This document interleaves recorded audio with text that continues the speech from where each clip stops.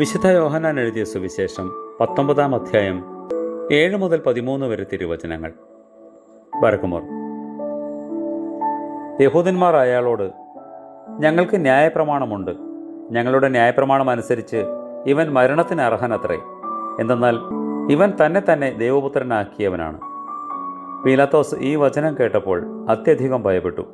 അയാൾ വീണ്ടും പ്രത്തോറനിൽ പ്രവേശിച്ച് യേശുവിനോട്, നീ എവിടെ നിന്നാകുന്നു എന്ന് ചോദിച്ചു. യേശു ഉത്തരമൊന്നും പറഞ്ഞില്ല.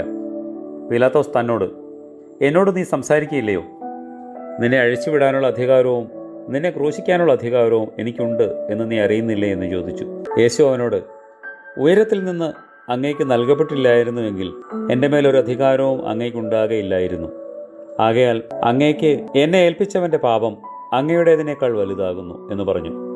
ഇതു നിമിത്തം പീലാത്തോസ് തന്നെ വിട്ടയപ്പാൻ ആഗ്രഹിച്ചു. യഹൂദന്മാരോ അട്ടഹസിച്ചുകൊണ്ട്, അങ്ങ് ഇവനെ വിട്ടയക്കുന്നുവെങ്കിൽ അങ്ങ് കൈസറിന്റെ സ്നേഹിതനല്ല. എന്തെന്നാൽ സ്വയം ആരെങ്കിലും രാജാവാകുന്നുവെങ്കിൽ അവൻ കൈസറിന്റെ എതിരാളിയാകുന്നു എന്ന് പറഞ്ഞു. പീലാത്തോസ് ഈ വാക്ക് കേട്ടപ്പോൾ യേശുവിനെ പുറത്തിറക്കി എബ്രായ ഭാഷയിൽ പിപ്ത എന്ന് പറയുന്ന കൽത്തളം എന്ന് വിളിക്കപ്പെടുന്ന സ്ഥലത്ത് ന്യായാസനത്തിന്മേലിരുന്നു. അത് പെസഹായുടെ വെള്ളിയാഴ്ചയായിരുന്നു. കർത്താവേ, നിന്റെ സ്ലീബായുടെ ശക്തിയാൽ ദാരിദ്ര്യത്തിൽ നിന്നും ക്ഷാമത്തിൽ നിന്നും സകല ഉപദ്രവങ്ങളിൽ നിന്നും ഞങ്ങളെ രക്ഷിക്കണമേ. ആമേൻ.